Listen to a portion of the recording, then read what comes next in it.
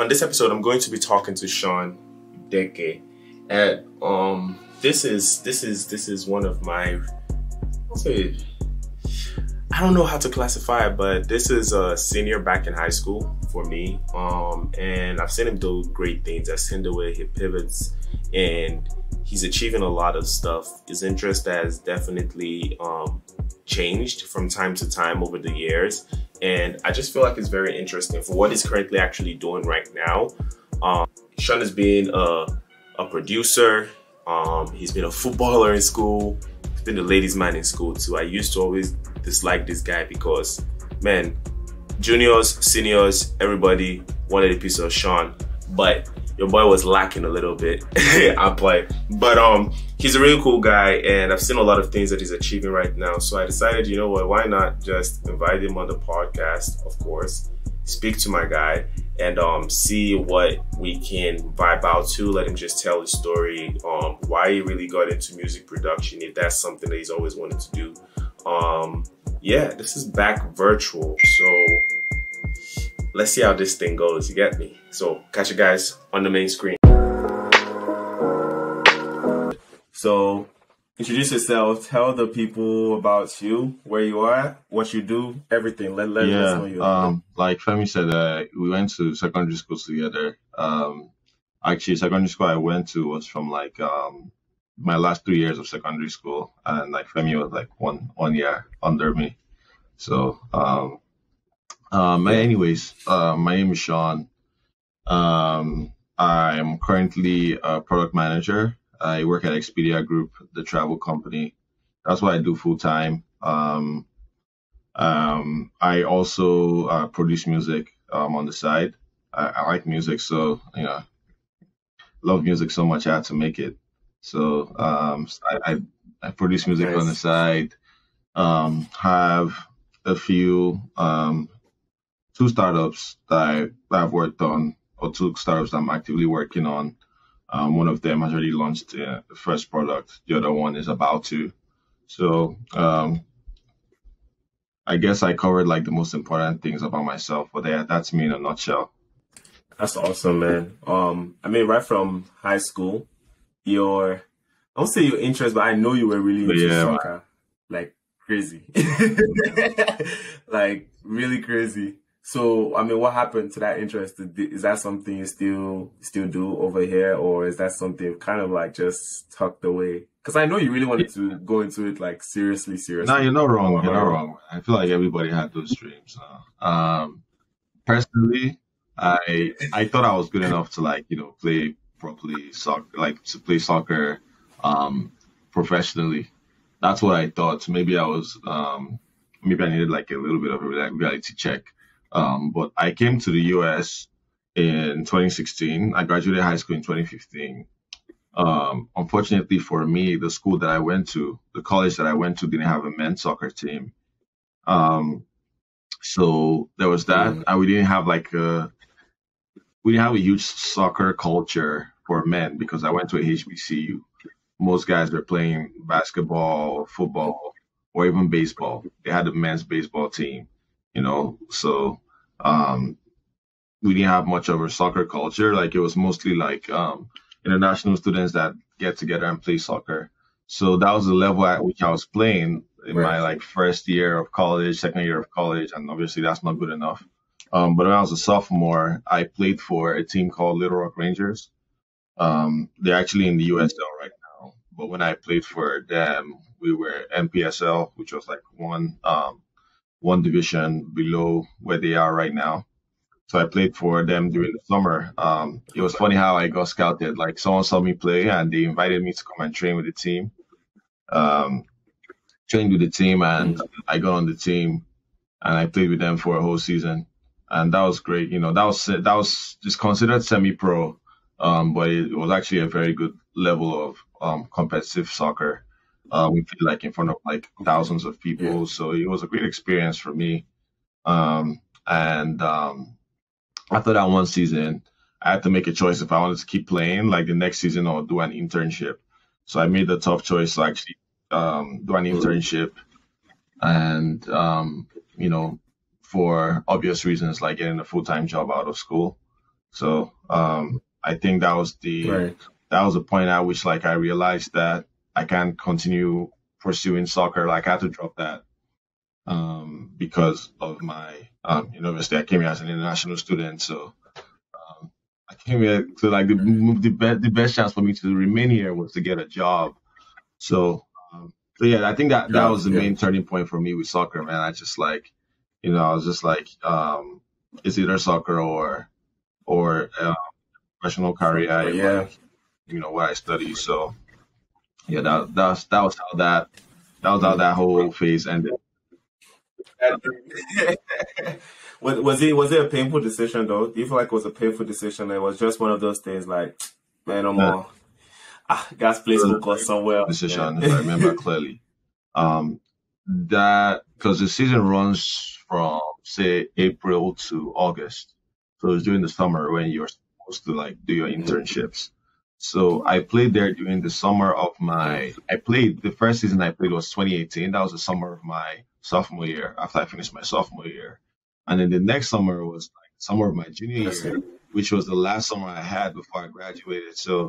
Um, so it was a very tough decision for me because, like, if I didn't do an internship, I put myself in a very tough position to get a job out of college, and I still wanted to play badly because I don't know, like, if I could say like I played 2 seasons with like this team, maybe somebody could see me, maybe I could you know move up the ranks and stuff.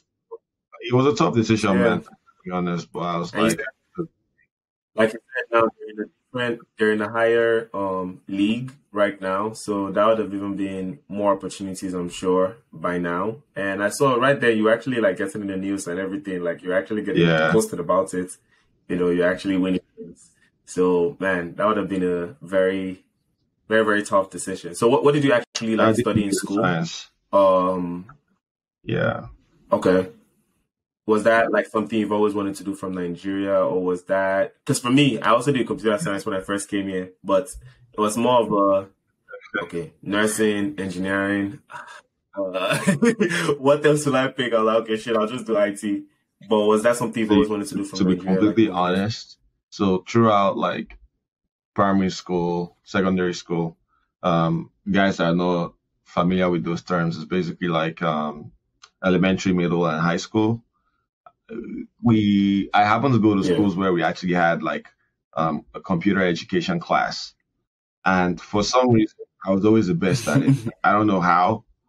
I wasn't like I wasn't a bookworm or anything. Like I didn't take school that serious.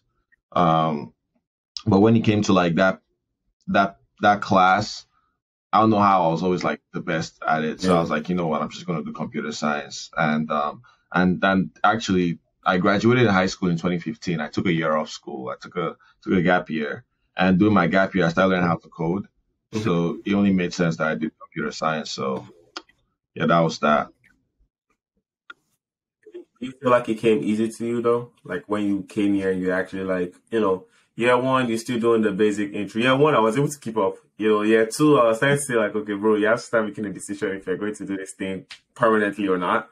And then by year three, when everything started getting real technical and I transferred from a community college to like a university itself, I was in class one day and I think they were teaching us how to program, like how traffic lights work with the whole like light thing, and I just sat there and I was like, yo, this money I'm paying every semester like this, I'm not sure.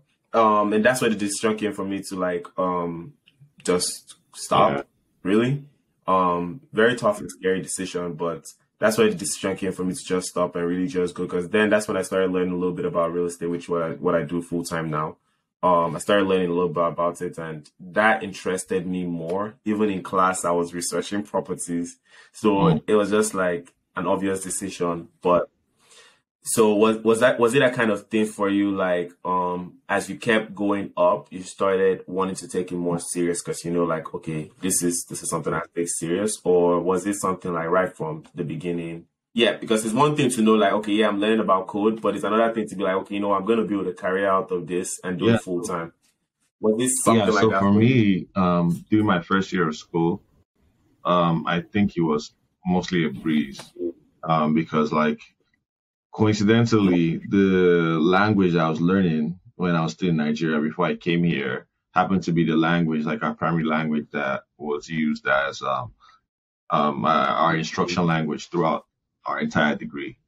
Um, so Wow. in my freshman year, like it was mostly a breeze. I had like mostly general classes, and I started taking my main degree classes because I kind of knew that I wanted to do computer science. So it was always clear. Um, and then like as I progressed through the years, obviously like it will probably get a bit more complex. Not as easy as freshman year, but um, Yeah. I don't think I ever got to the point where I genuinely felt like switching. I think I knew that it was always going to be computer science. Like if anything, like I would probably struggle more studying something else. So I don't know, like it's very That ironic. I find just that people like when they ask like, "Oh, what do you study?" and you tell them you study computer science, they're like, "Oh, you're smart." I'm like, I think that's the only thing I can study. Like, I don't know if I don't know if I can go to like a different course. Like, that's what I probably struggle. That's what I probably struggle. So yeah, for me, like I think I always had my eyes on the prize. That it always had to be computer science. Now what I wasn't sure of is if I wanted to write code for the rest of my professional career, which is a mm, decision that I actually made maybe like a year ago or so, because I actually you know, started off my career as a software engineer writing code. And after some point, I got sick of it, and I was like, I'm going to switch. So yeah, man.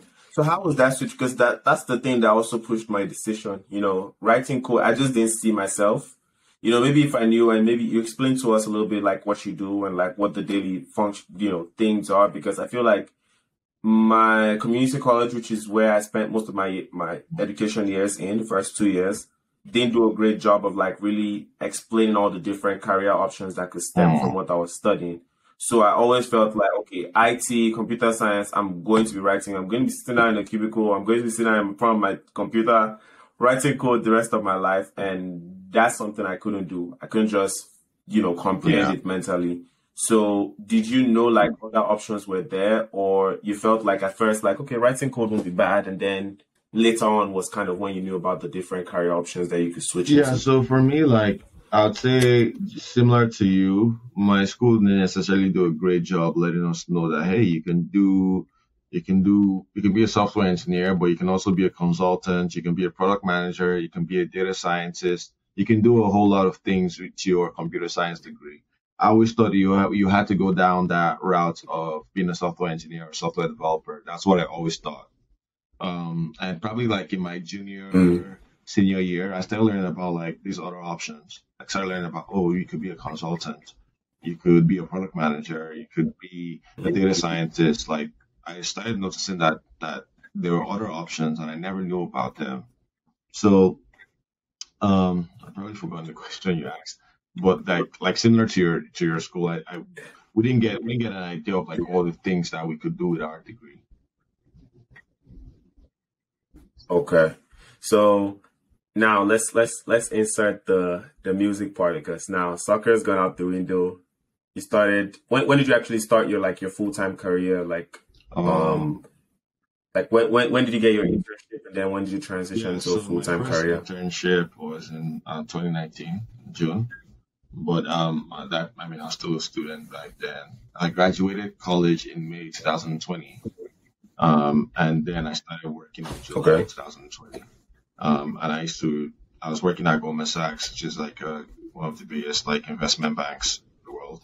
I was working writing financial code for financial systems, which might not be the most interesting to some people. It was okay. Like I kind of enjoyed it at first, um, but as time went on, I think I grew more excited about doing other things. So I actually made my switch from doing software engineering to product management while I was still at Goldman Sachs. So I moved into like a new division of the company, well, a fairly new division, which is called Marcus by Goldman Sachs. I don't know if you've heard about Marcus by Goldman Sachs.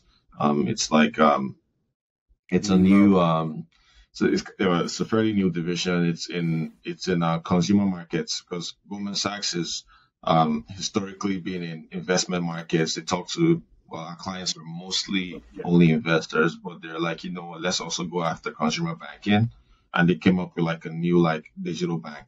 They think about it that way, like a bank where you never have to walk Mm. into a physical bank. Everything is done. So, What's the word? Remotely. So I thought that was pretty interesting. mm, The business was growing very quickly, so I thought it was a great time to jump into that. So I started my product management career at Goldman Sachs. Well, at Marcus by Goldman Sachs. So I did that for like a few months, and then I went into Expedia, which is where I am right now. So yeah, and nice. then yeah, and then to answer your question about music, I started learning music production maybe like 5 months ago, and huge emphasis on learning because like I still consider myself a student of the game. Um, I don't know, like Yeah.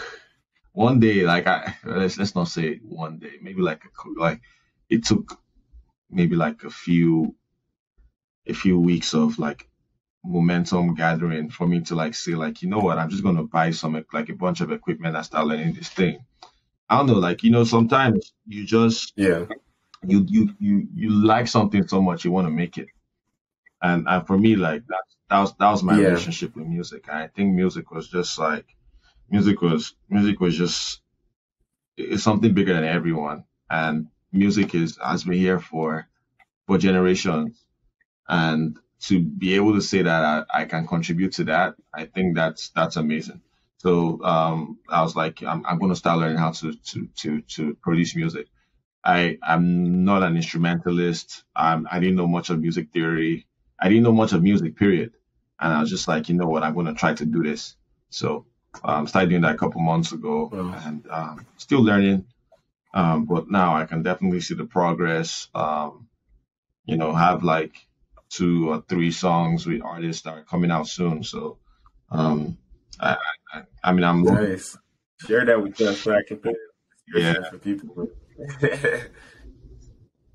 So, um, from that product management or yeah, product management, was that what I'm taking a little bit segue into your startups. You mentioned you have some startups now.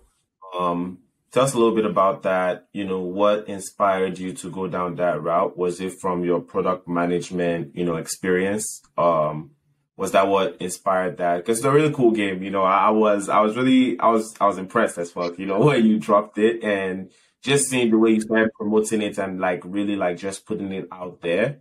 It definitely pushed me. I think that was one of the times where I was considering doing podcasting and really start being a creator and start sharing my work out there.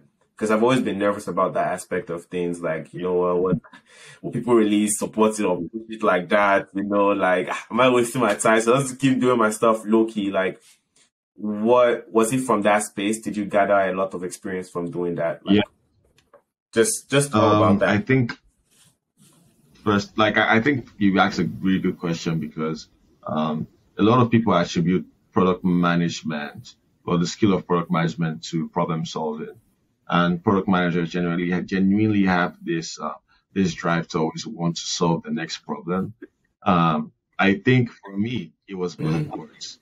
I think I always was like I like the idea of being able to identify a problem through my own life experiences. Like mm, I've identified like maybe like a rough patch, a friction point, and I think there's a solution to that, and I want to attack it, and I want to build a product out of that.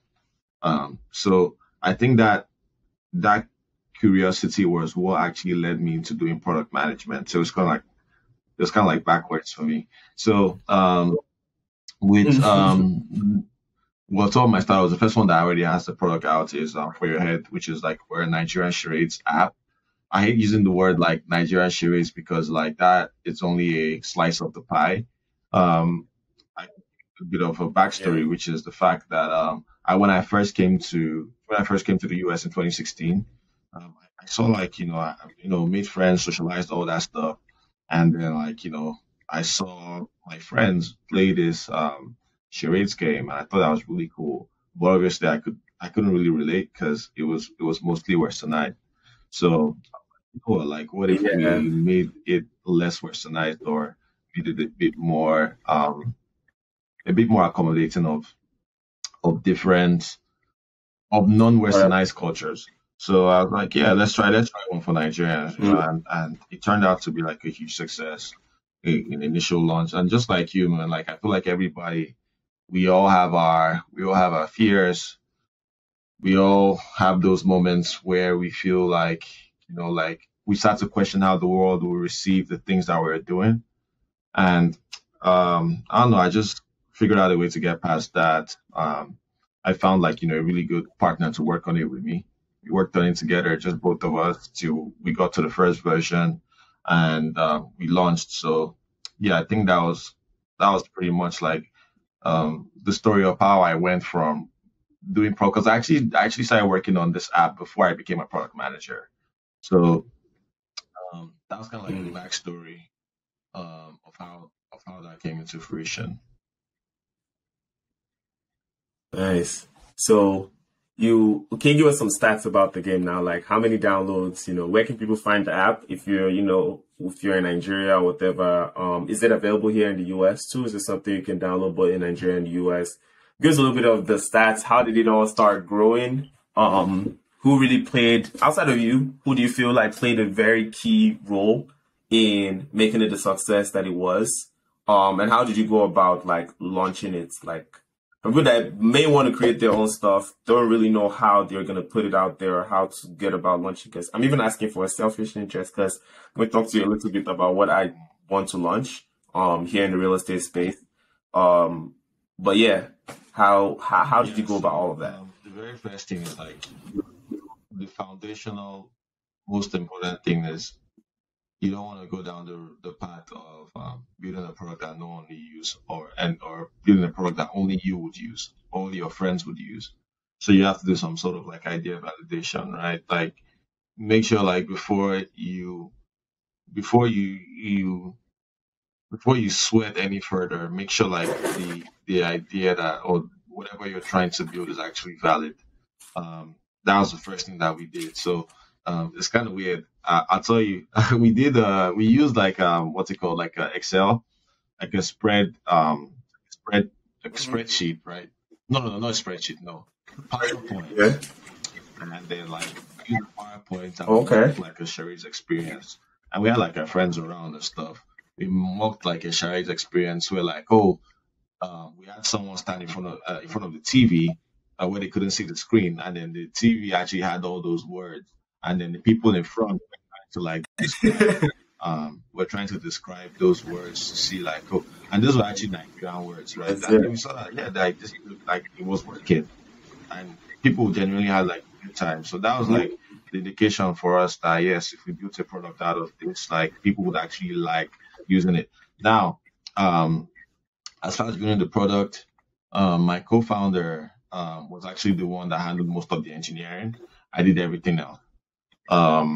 So he did that, Mm. and then when it was time to launch, obviously this was like an app that was bootstrapped. Like it was just us. It was just both of us. We didn't have any sort of funding. We were students, and to be quite completely transparent, we didn't even have any budget to market the product.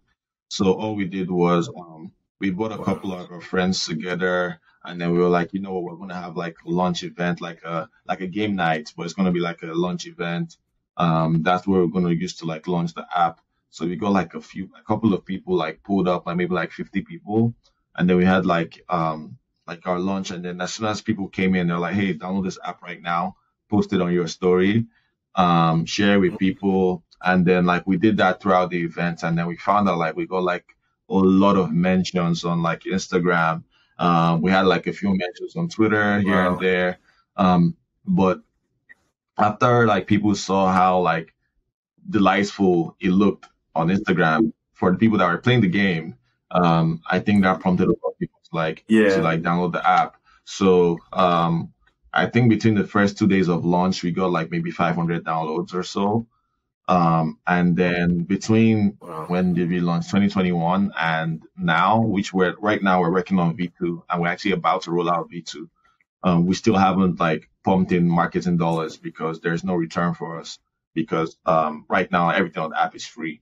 But we like our next version, we have Mm, so much more decks, so much more niche decks.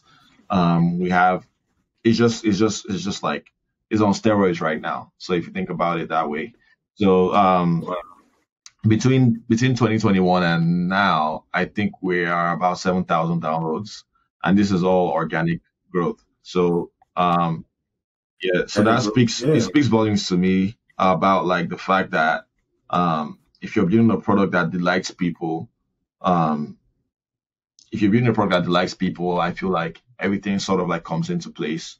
Although you have to be decisive about like, a few things. Like Right. I'm not here going to sit here and try to tell you that you shouldn't market your product because you should absolutely should market your product. You should be you should be intentional about how you put Right. your product in front of people. But we just didn't have the capacity for it. Yeah. So I mean, who's to say that we couldn't have been 100, 200,000 downloads if we're actually to put a marketing budget behind the app, but we just couldn't do that right.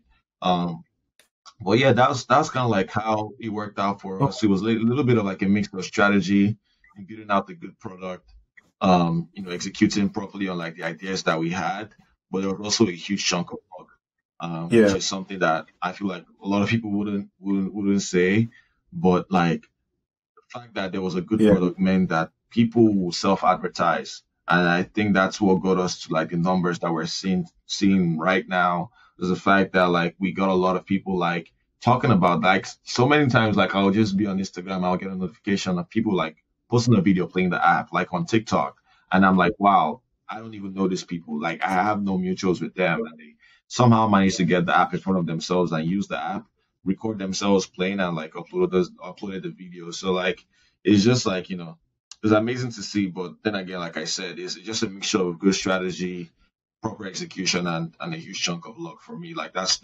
what made it. That's what helped us get this far. No, I mean, and for people out there, I want you guys to put it in perspective. I know you mentioned like 100K downloads, 200K downloads would be really cool, but I mean, to put it in perspective, just imagine 7,000 people actually sitting down in front of you, actually, kind of like consuming whatever. Imagine you cook food and then 7,000 people are sitting there in front of you and actually eating the food and actually telling you like your food actually tastes good. That's incredible. With the ideas and the things that I want to start up, I'm just imagining 7,000 people. To be honest, to me, is like I'll be more than blessed. So I think you should definitely take full credit for yourself. With the way you even explained and broke it down, yeah, for everything was certain some, some part of luck to it, some sprinkle of God's grace to it. But I think you were also very purposeful with how you executed everything. Because even for me as a new entrepreneur and everything, I mean, I've been being an entrepreneur for like 2 years, and there's still a lot of things that I rush in, rush out, and don't really like take the necessary steps to like really plan and really see like you mentioned, just that idea validation part alone is something that I think I skip over a lot. I'm just like, oh yo, like this shit makes sense to me. It should make sense to everybody now. Why the hell would you use my product? Are you okay? But I think that part is extremely important for any entrepreneur to really first check like, okay, are people actually feeling the way I'm feeling about this particular thing? Is there a market for it? I think not necessarily also to even just know like, okay, the thing is going to be a huge success or like a lot of people. It's just, even if it's a niche product, just know like, does your niche actually exist? Like, is there even a niche? Even if it's a niche of 500 people, at least that would make you make marketing plans around, okay, how can I hyper target those 500 people that are extremely interested in my product? And how can I monetize off of just 500 people? So I really appreciate you, telling that story, man. And, I'm excited. I think I'm having a birthday thing today, and I'll make sure to let me put it out there. Let me put my own part, into this because we don't really have a huge circle of like Nigerian people here, but when we find each other, we kind of keep ourselves close. And it's very hard to find something that we can. My friend just actually opened up his lounge. That's the first episode I just released yesterday. Um, and that was the first African, like truly Nigerian, like lounge or club and it took off. It was crazy. The first day, the whole parking lot was filled up.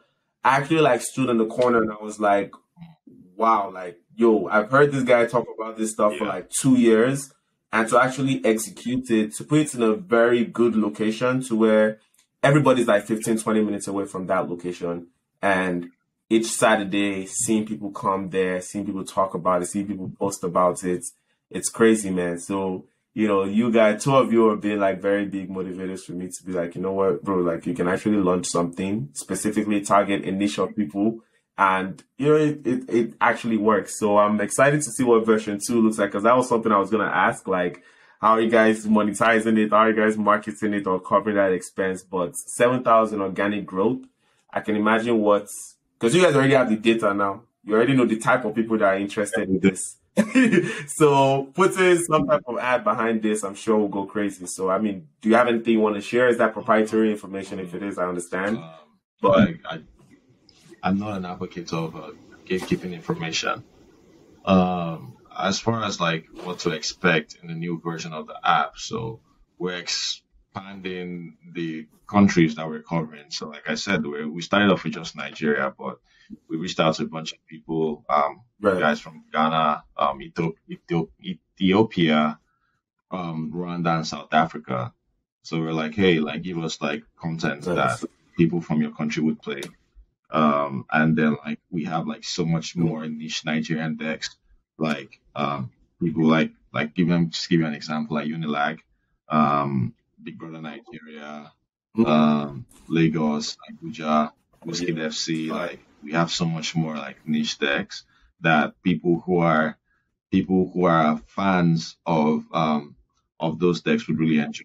So we really like got into like we really like had to like see like, oh, like what would be the best, like what would be the most feasible decks for us to like capture, that people would actually really like. So we found like some people like you could be in a game night with like people that you only went to school with, like people from Unilag, and then like, let's actually try to play this Unilag deck. You could also be in a crowd where like it's an African crowd, the mixture of like Nigerians, Ghanaians, and stuff. We have decks for that as well. We have decks for African crowds, right? So Yeah. we're thinking in terms of like what would a typical game night experience be like. We want to be able to accommodate all that.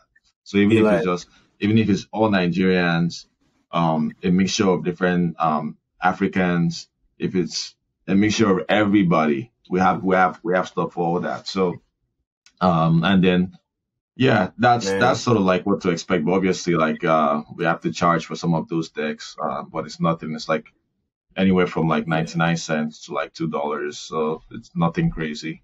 So hopefully we can start to see some returns on the effort that we've put into in the product. So So yeah, then- yeah, man, that's great. I can't even wait, man. Let me play some Whiskey FC. Let me see how much I really know. I really know that guy. I swear, I supposed to win that single. If I don't win like this, that would be a problem. But man, so I mean, I guess you're the founder, right? Or do you have also some co-founders we with started off this? as a team of two. I'm a co-founder. We're two, and then Okay. we brought on someone else. So we brought on a third co-founder. He came in, he saw the vision, and he was like, you know what, he wants to really work on this. So yeah, we're currently a team of three co-founders. We had a pre-seed raise. So we raised like $50,000 to like push like development for V2. So we have like a few shareholders here and there. But yeah, that's about it. Man, that's awesome, man. Man, congratulations, man. I didn't even know what to say. I didn't really know. I mean, we could see it from the front end and I could see everything that you did, but to really now hear the story in details, like, man, kudos to you, man. That's really awesome. So is it all just the three of you coding, doing all this, or you guys paying some developers? Or do you have like full-time staff or it's all like contract Yeah. based? So well, first of all, thank you for the congratulations. We do have staff, part-time staff that are helping us work on development because obviously we couldn't take it on. Um, it wasn't sustainable. So we had to find people, we had to find workers actually. So they're the ones currently doing that. And then we're more so like working from like bird's eye view, providing strategy, coordinating and making sure that everything is running smoothly. Yeah. So that's Everything's that's what good. we're doing now. Nice. Yeah, because that was a segue into the question like, how do you do all of that with a full-time job and even a career change? I'm sure between those mix and everything, like switching jobs and you moved from Utah to Austin. I mean, amongst all of that, because I think for me, I'm very terrible at Mm. like time management. So like, how did having co-founders help? How did you pick the co-founders? Like, yo, you know what? I want to bring you into my idea, my baby. You know, this is like, how did all of that? Like, how did you Yeah, do that? so my first co-founder, actually, we both had the idea, like we talked about it together, and that one, like, we were always going to be Okay. people. So let's start from there. So let's talk about how we added the third co-founder, and this guy, um, basically, he met me first before he met my other co-founder. Before he met my other co-founder, he met me and I was like, "Yeah, bro, like this just like what you're doing, like I really like it." And he kind of like just came across as like, this is a good product. I like it. Like, good job. That's it. And then later on, when I announced that we were going to try to be working on V2, he was like, and then that's when he was like, you know what, like he wants to get more involved with this. Um, and then we started looking at like sort of like his background history, and we found that like this guy has a huge success track. Like he's actually a real estate investor similar to you. Um, he works full time, and I just found that he was someone that knew how to get shit done. And that's those are the type of people you want to surround yourself with. And I knew that probably from the first time we met that this is the type of person that can provide value in any room he walks into. So he was a no brainer for us, and him being on the team also helps because now we're three, so we can actually have split decisions um, where like in case where previously being only two co-founders, um, having those decisions that I might not necessarily agree with, where like it was tough to come to compromise, right? Yeah. But now that we have a third person, and everyone has like a vote, there's never going to be that imbalance, right? So Yeah. that's also been very helpful. But Yeah. yeah, that's sort of like how we seeked out our third co-founder. Yeah, and that's sort of how we. And then how about like in the team to actually like work on what are the core values that you're looking for with anybody that's like associated with the project, as far as maybe the developers, people on the marketing side or collecting information, how do you what are the core values that you're Yeah. looking at, from these people like, So, okay, I'll work so on for the team. me, the most important thing, actually, I would even say just one thing. Everything else will fall into place. But the biggest thing for me is like shared Right. vision. If you can get people to see your vision, to align with your vision as a founder, if you can have that across the board with everyone you employ, I think you've done like more than half of your job. If people genuinely believe in the stuff, like if they Mm. believe in your company as nearly as much as you believe in it, I feel like you've done most of the work. So um, that's Mm. what I typically look for is when I talk to people, or for the people that we've worked with, or the people that we've hired in the past, is let them know like, hey, this is the problem, this is what we're building, this is our solution, um, and try to gauge like how much interest they have in it. And we always make it clear that we might have started off with just Nigerian sheriffs, but this is only the beginning. Like we've only scratched the surface, right? Mm. And from there, we'll see if it's still like still if there's a hunger for them to actually like come in solve this problem, and if not, then that it is what it is, It is So what it everyone is. has their own interest at the end of the day. So yeah, that's generally how that's how generally what we look for in people. Like I said, like once you align on vision, I feel like everything else will come into play. Everything else will come into play. Man, that's something I definitely need to keep at the back of my own head and make sure that, when picking out the team and everything, that's something I do. Um, but yeah, this is more than enough information, man. I can't wait. Whenever if you guys are taking brand ambassadors at some point, don't worry. We're there for you. Oh, Just yeah, let us know. I definitely love definitely. to use my platform to promote it and just just push it out there. It's actually an app that I see myself actually using because I've always wanted to. I'm not really like a party type. I go to a lot of parties because that's where most of my friends love to go to, but I'm more so that kind of like you know game nights kind of person. Everybody just come home, let's chill. So I know it's something that I would use a lot of the time That's to make good my to know, house, man. more interesting because everybody. That's good to know. Yeah, Definitely keep that in mind. definitely, definitely, man. And if you need more people to promote on my own side, don't worry, I got you. Anything I can do to Yeah, contribute, I'll much definitely appreciated, love man. to. Yeah, for sure, bro. And now, so the music side, is this? We didn't know. With that, you have for your head app. You said there's another thing, that you're working on, also another startup that you're working on. Do you want to Yeah. talk just maybe 5 minutes about it So and what it the is? other startup that I'm working on is is an edtech platform. So like I said, right, I don't know if you remember, but I like to solve problems based off what I've experienced in my life. Excuse me.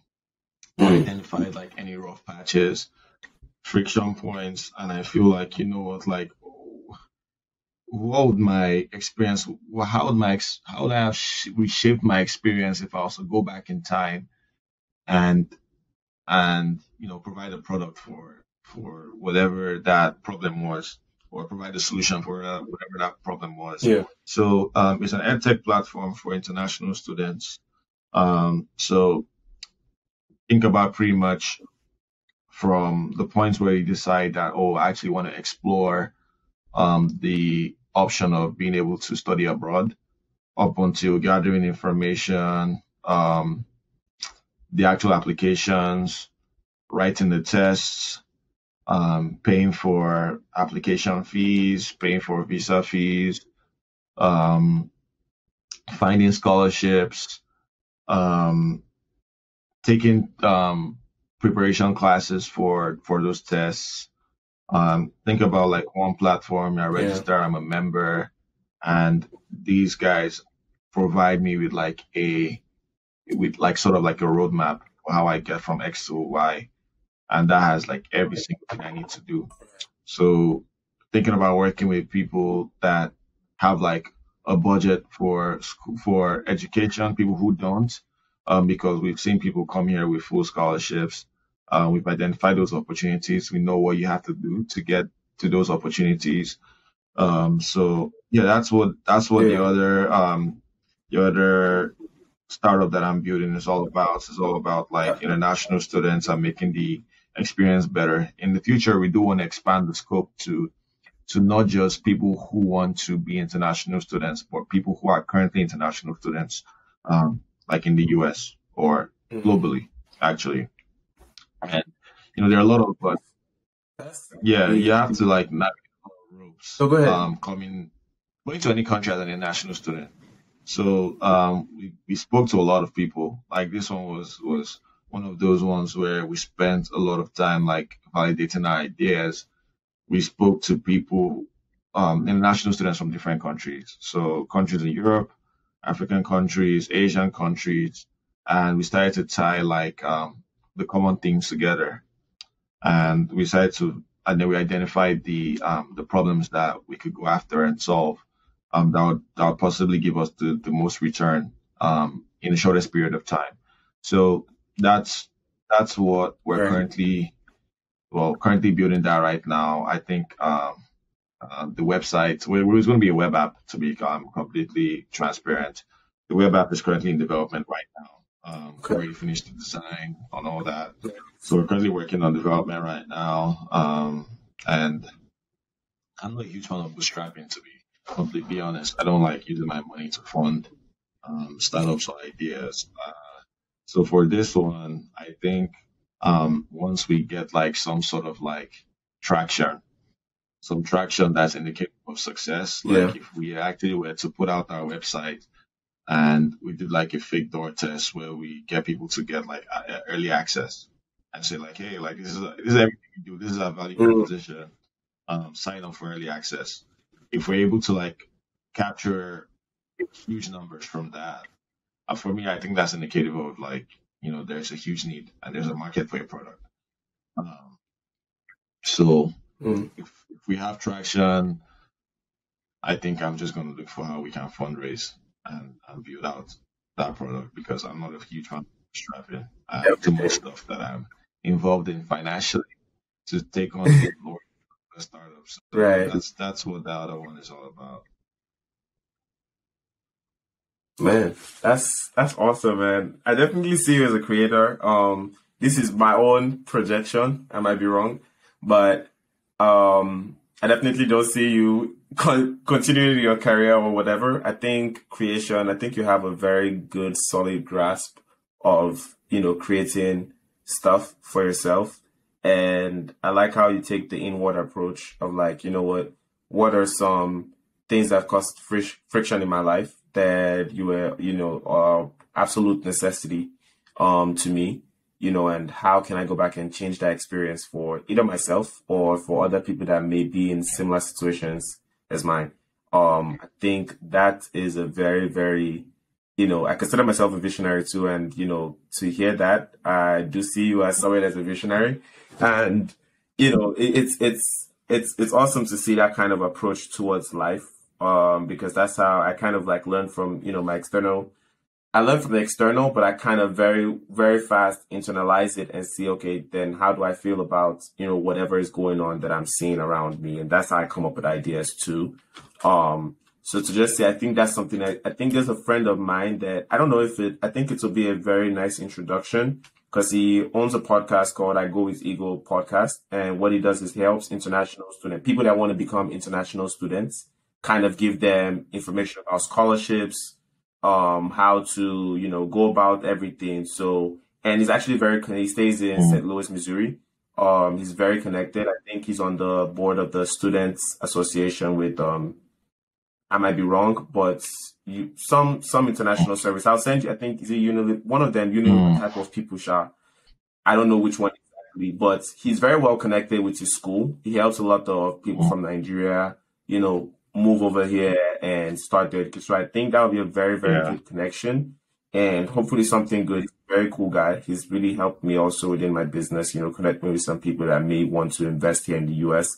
So I feel like it'll be a very good, Yeah. introduction. And, if you guys can speak or share some ideas, yeah, I feel like that would be a good introduction. So I'll share you maybe his Instagram and his phone number. I'll also tell him about what you're working on. And, you guys should just chop it up and see if you guys can help each other in any way. I'd You know, love to do that. Always glad to meet people.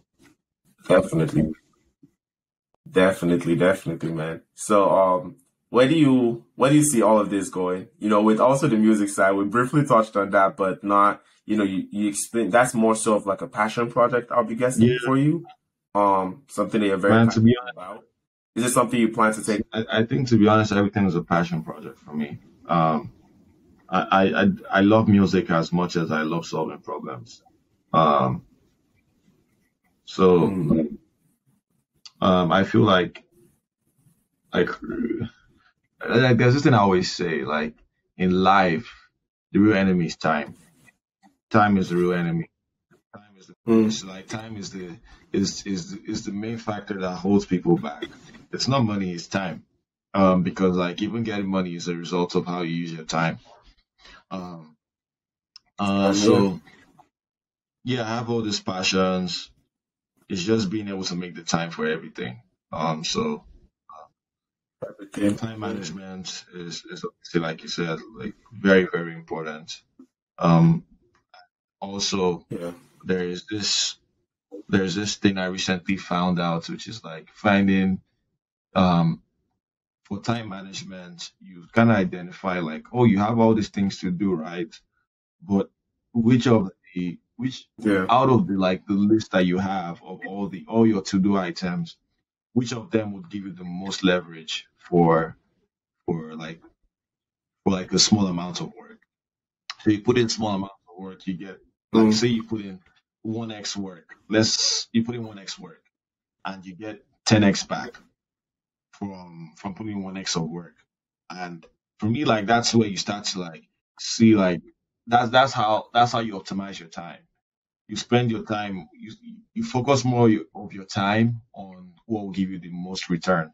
So um most different. so yeah, I have a lot of stuff like, well, like at the very least, like I have a full time job. I'm getting paid for that, so that I do my full time job. Like I don't, I won't put in like do music during my full time job or handle my startups during my full time job. Like that, that's my current. That's what feeds me. That's what pays my bills. So all things Right. considered, that's currently the most important thing that I'm doing right now. And then between music and my startups, it's kind of like I just have to gauge it. Like there's no secret formula to it. Like you just have to gauge it. A lot of times, like for me, like music, I can do music. I can start to make like a beat when I feel inspired, and I'm not always feeling inspired. So when I'm not feeling inspired, I can be doing something else. Like I'm doing some startup work. Yeah, for me, like I make beats like, based on like how I Yeah. feel. So a lot of times I'm not just in the headspace to even make a beat. So yeah, I think Yeah. that's what I see myself doing. Like I want to be more involved in with music production. To be completely honest, like I want to make, um, I definitely want to contribute more to music. And in the long run, I think I'm always going to be involved in music in some capacity.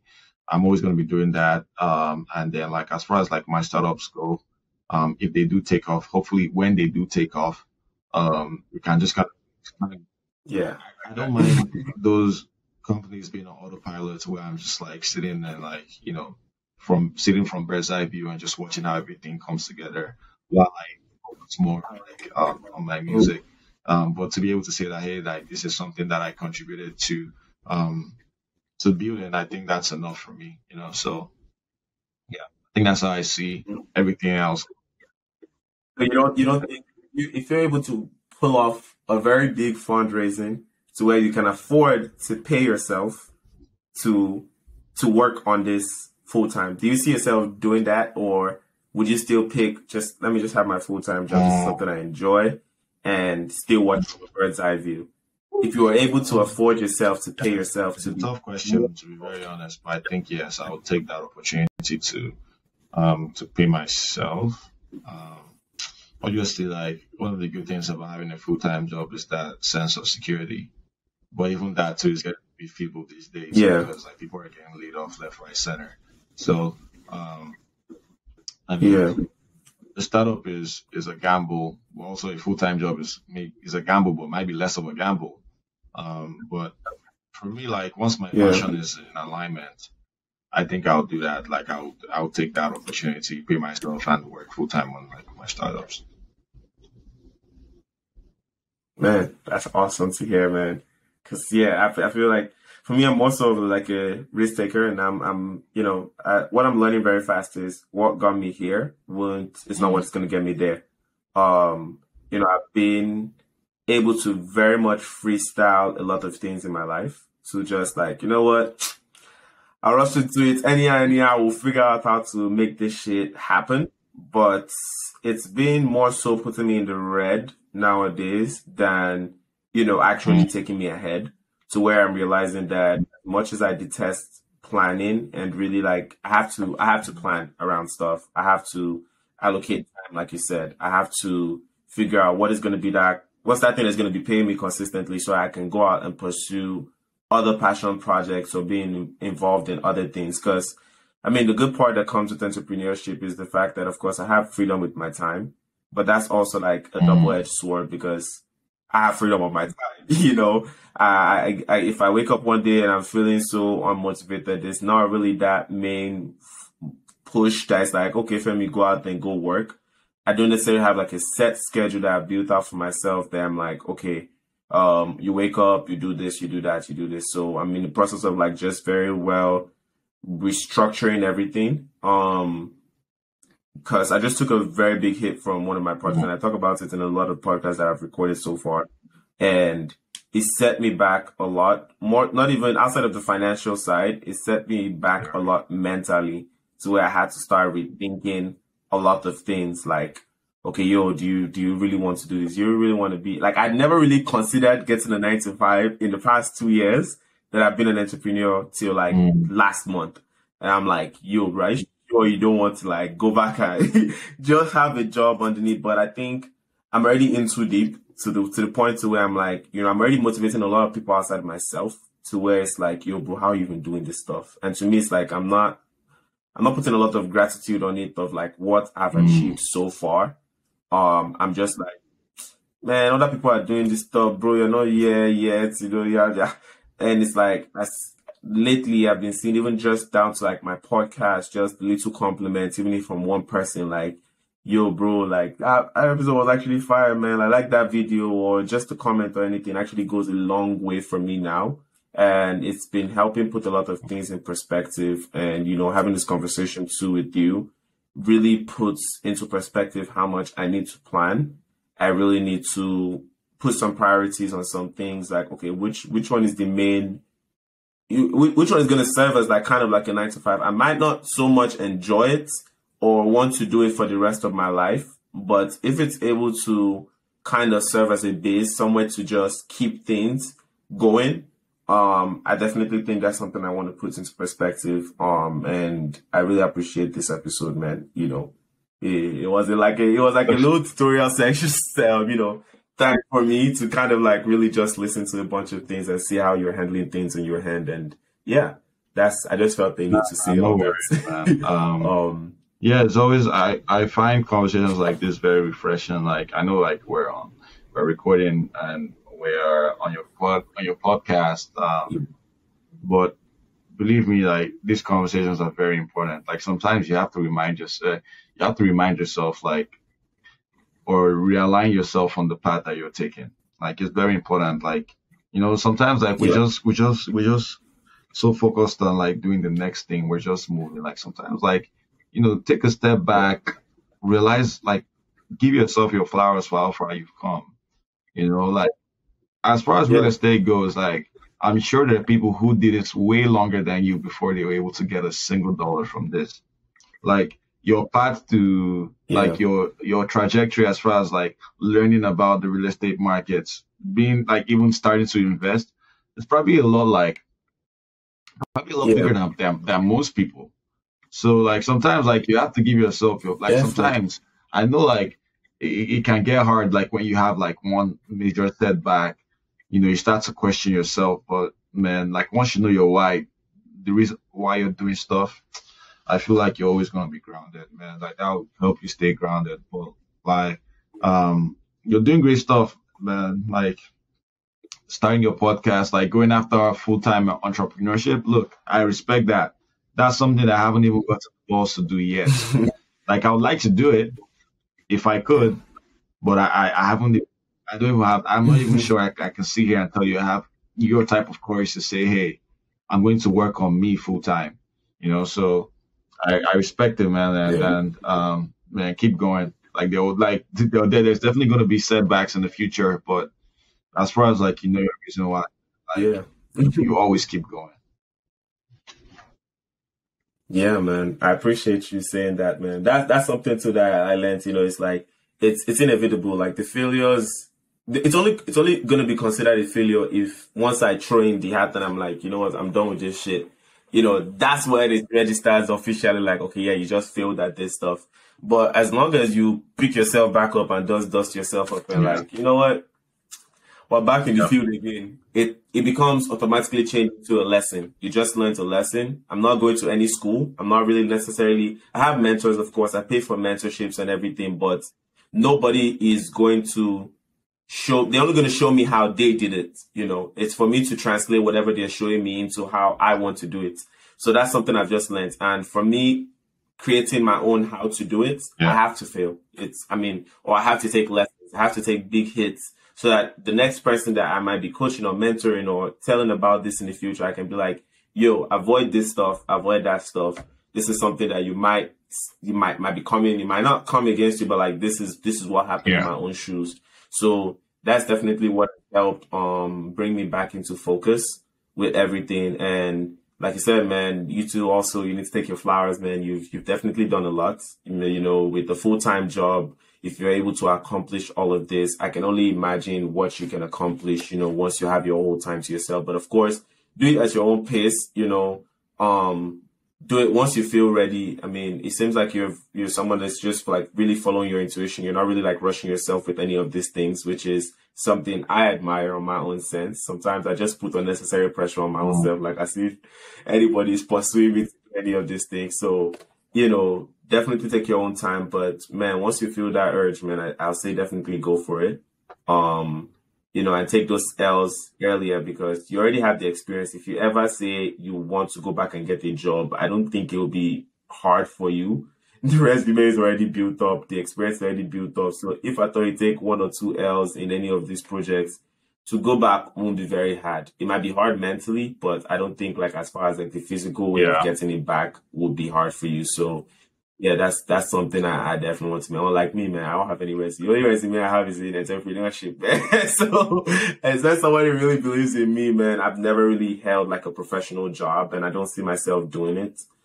Because I'm the kind of person, once I learn how to do the thing, I don't necessarily want to hear you tell me what to do anymore on how to do it, which is something I'm also learning how to control.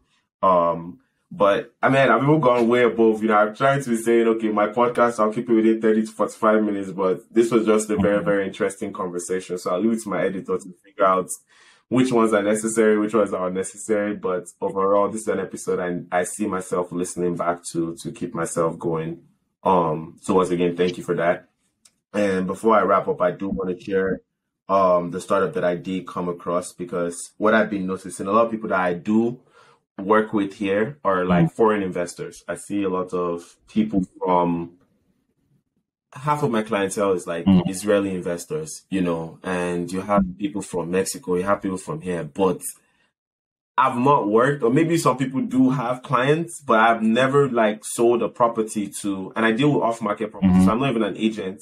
I deal with investment properties. I've never really sold to a Nigerian investor or like an African investor or somebody from back home buying properties here. And I see people do it all the time.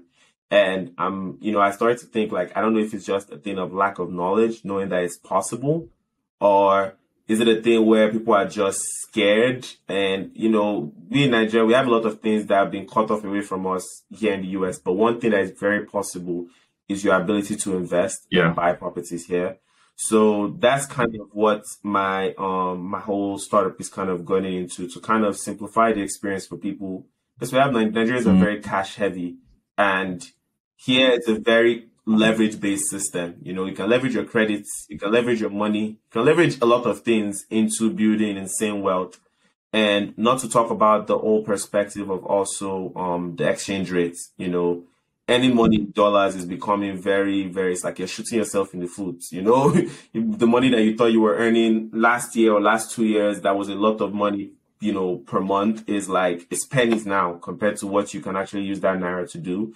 So I think it's very imperative for people to start earning money in dollars, and real estate is becoming a very, very strong industry in Nigeria. And I feel like a lot of people are educated, as far as short-term rentals, long-term rentals, all that kind of stuff. So all in all, my goal is to create an experience for Nigerians to be able to buy investment properties here in the US, and earn monthly cash flow passively, in dollars, which they can now leverage into doing whatever. And just basically, we toil enough. Anybody that gets a chance to come into the US from any country outside of the US, in general, and Africa in to be specific, we come here and we work a lot. It's only right, I feel like, for us to be able to own a piece of here the same way a lot of people over here own a piece back, in Africa, either have huge companies. So that's what the startup is going to do, as far as either helping them set up the entity, get their EIN numbers, find a very nice investment properties, starting with the Midwest, Cleveland to be specific, because I feel like you can buy a lot more for a lot less here versus somewhere like Texas where houses are way expensive. We still have a lot of properties sub 150, sub 100,000 that can still cash flow a good amount of money. I mean, you can cash flow anywhere from, with everything being fully managed for you, you can cash flow anywhere from $300 to $600 per month on a house that you bought for under 100,000. So converting that to naira, that's a lot of money for somebody. My whole media team, I'm running it right now for under like $700, and they're doing a great job. So I know like that's something I can replace even somebody's full-time income per month with just one property. So yeah, that's the whole idea behind everything, and to also create a space for professionals here in the US to be able to leverage either their retirement accounts, their Roth IRAs, 401ks into buying investment properties here in the Midwest, and kind of accelerating that growth within their retirement account so that you're not just tied to the how the stock market is performing or anything. Because I feel like a lot of professionals also don't know that they can do that with their retirement accounts. So yeah, that's the whole idea That's of the very, startups. very, very interesting. Yeah. I mean, I'm in no way an expert in this market, but it does sound like, just from hearing it the first time, it sounds like there is an opportunity for that. Um, Man, like, just have Yeah. like I'm sure you're already handling your strategy properly, and once you execute, man, I'm sure there's going to be success. Yeah. So that's very, very interesting. I wish you the best of luck in that, man. Hopefully, hopefully, I'll listen to a podcast episode of that when you tell us about like, oh, how you navigated the waters and built out your startup. So I'm definitely looking forward to that. Definitely, man. Definitely. One thing I'm going to definitely take serious now is idea validation. So I think that's the phase that I'll start where I kind of was working on it because I told my sister, but I wasn't doing it in any kind of like structured way. I was just telling my sisters, hey, ask some realtors back there in Nigeria if that's something, people be interested in. And she's heard a lot of feedback. So working on a brochure, working on, maybe putting together kind of like simple one page Yeah. website to just gather interest. People can leave their emails and just, if they want to get more information about how that is possible. And yeah, just start from there. So I'll be going into the idea validation stage. And yeah, it's something I'll definitely still just like your feedback and just, just share some ideas with you and you can kind of help out, even if just point me in the right, okay, guys, since you have your idea validation, yeah, this Mhm. is the next step because I've never really built a startup before. So yeah, man, that's really the whole idea, and I Yeah, appreciate absolutely, your man. feedback, man. Looking forward to seeing it, man.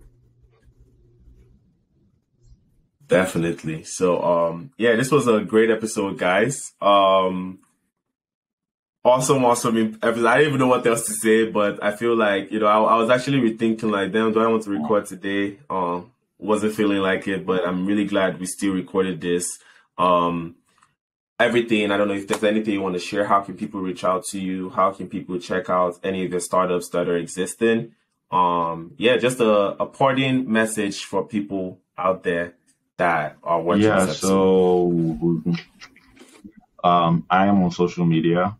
I consider leaving social media, but I am still on social media. So I'm pretty sure if you search my name on Instagram, Twitter, you'd find me. Um, my my Yeah, startup pages are on my profile. You should be able to see them. If you have any ideas that you want to share with me, like reach out. I do my best to always respond to meaningful messages. Um, yeah. yeah. Yeah, I think that's about it. Like if you want looking for a music producer, like feel free to hit me up as well. But yeah, man. It's been Definitely. great being on the podcast. Yeah, it's definitely been a Any parting message for people watching out there? Anything that you want to leave them with? I think like something I said earlier was like time. Time is the enemy. Like that's something I've come Yeah. to realize time is your biggest enemy. Everything that happens in your life, well, is as a result of how your time is used. Well, almost everything. There's some things that we just can't control. But the things that we can control is as a result Yeah. of how you use your time. How do you spend your days? How do you spend your months, Yeah. your weeks? Um, and being intentional about almost every step you take, but at the same time, just letting life be, just living.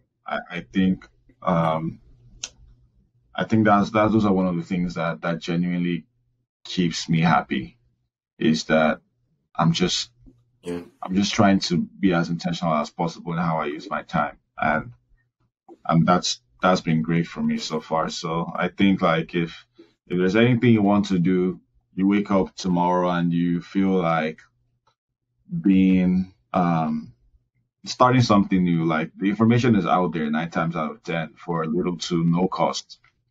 The information is out there on the internet somewhere. Yeah. You just have to find it and take your first Yeah. step and time manage. And before you know it, like you'll be like, oh, well, this is how I started my journey, right? So I think yeah, that's one thing I'm always a huge advocate of. Like once my friends, people that know me know that I'm not scared of doing anything. Like if I feel strongly about trying something, like trust me, I'm gonna do it. Like the worst thing that can happen is like it doesn't work out. Yeah. Well, at least I can say that I tried and never like second guess myself sometime in the future, asking myself, what if I did this? What if I did that? Like I'm crossing checking, well, what's it called? Like I'm crossing out single, every single passion from my checklist. Wow, especially while I'm young. So Nice. I encourage everyone to do that. Like don't box yourself into like, one specific. I mean, if that's what you love, like if that's your passion, then do that for sure. But yeah, I think that's the only thing I can Yeah. say to Yeah. people out there. Man. That's even more than enough, man. That's definitely advice for me too. So I really appreciate you once again. Guys, the everything about Sean is gonna be in the description below. Definitely keep in touch. Check out For Your Head app. And yeah, make sure you guys play the game. Watch out for version 2. And also for international students that might be watching this, he's going to be dropping something that I feel like will be extremely helpful to your transition here into the US. Those are things that you definitely want to know. Scholarships, the whole 9 yards, trust me. You want to have somewhere to just go to collect that information, because sometimes getting the information can be so damn stressful. And it's not something that's always just publicly advertised in every school that you might go into. So yeah, I appreciate you, Sean, for coming out here, for spending 1 hour and some change with me, to speak with people. Definitely, man. And anytime I'm out in Texas, I definitely want to visit there before the end of the year, because it's about to start getting cold here. So I want to run. So anytime I'm out there, I'll definitely love, catch up, get some drinks, something, Sure, and man. just chill For sure. out there with you. Anytime you're here, hit me up. Awesome, bro. So I'll let you go, man. Thank you once again. And yeah, we've come to the end of another Yeah, man. episode, Sure. bro. Take care, bro. Appreciate you, man. Yo, we've come to the end of another episode. I never really expected many of my episodes going over 1 hour ever again, but this one, I loved it. I was cooking before. I said I was going to try and miss this episode or come up with an excuse, because I've been going into that state very well, like where I plan to do something and then later on I'm just like, oh, fuck this shit, I don't want to do it anymore. But I needed this one, you guys enjoy it too. If you do, cool. If you don't, well, I enjoyed it myself, and I really, really loved this episode. We spoke about a startup. We spoke about how he picks his team. We talked about how time is the enemy. And yeah, we spoke about a lot of really, really, really dope things. And yeah, thank you again, Sean. Thank you for coming on this episode. For those, I hope you guys find value in this like I did. I hope you guys learned 1 or 2 things. I hope you guys do go out there and get stuff done. Sean has a full-time job and 2 startups and being a music producer, and he somehow finds a way to balance it all. I'm sure he has some personal challenges while doing any of those stuff, but he's being able to kind of do a good job of, at least, even if it's, you know, he is not managing it well, he does present himself that way, and I feel like that alone is good enough, you know. But yeah, make sure you guys like, comment, subscribe, all of that good stuff. Make sure you leave a comment, ask me some questions.